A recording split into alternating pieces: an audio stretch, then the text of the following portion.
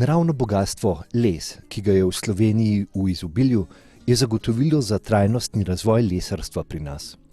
Obdelovalci lesa, mizarji, lesarski tehniki in inženirji lesarstva so iskani in zato vedno bolje plačani poklici v obrtni in industrijski predelavi lesa doma in v tujini.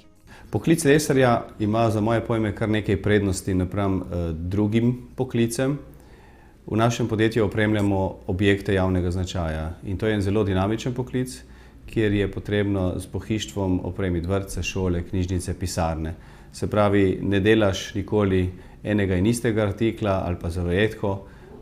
Stvar je dinamična tudi iz tega pogleda, ker je treba to pohištvo potem stranki dostaviti, zmontirati.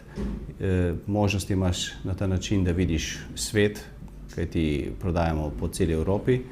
V letih šolanja z veliko praktičnega pouka se mladi lesarji naučijo obdelovati in predelovati les v polproizvode, na primer lesne plošče in končne proizvode, predvsem uporabno stavbno in bivalno pohištvo. V modernih izobraževalnih programih se naučijo oblikovati in izkoriščati estetske lastnosti lesa ter izdelovati inovativno oblikovano in tržno zanimivo pohištvo. Naučijo se uporabljati sodobno tehnologijo pri načrtovanju in proizvodnji izdelka. Strankam znajo svetovati in zagotavljajo celovite rešitve. V proizvodnji imamo v glavnem same moderne računalniško vodene stroje, kjer je fizičnega dela precej malo. Potrebno je biti natančen in znati delati z materialom. Zelo zanimivo in iskano področje dela v lesarstvu je rezbarjenje, izdelava intarzij in restavriranje pohištva. Ta znanja potrebujemo pri izdelavi elementov sodobnega pohištva in pri ohranjanju lesarske dediščine. Les je nezamenljiv. Še dolgo si ne predstavljam, da bomo imeli kakršnokoli drugačno pohištvo, kakor iz lesa.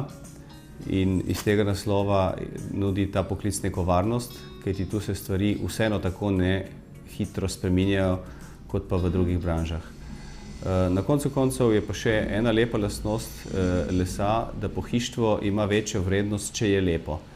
S tem smo lahko v prednosti pred marsikatero drugo konkurenco iz Daljnega vzhoda, kajti v kratkem času narediti lepo pohištvo bo verjetno še kar nekaj časa težko za naše daljne konkurente. Pomembna postaja uporaba lesne biomase kot energenta. Povpraševanje po peletih, sekancih in ostalih oblikah goriva je v času energetskih kriz vedno večje.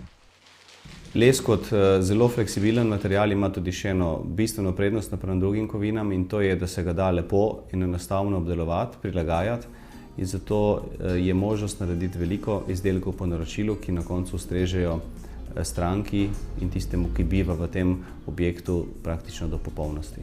Odločitev za lesarski poklic zagotavlja ustvarjalno delo s čudovitim naravnim materialom, lesom.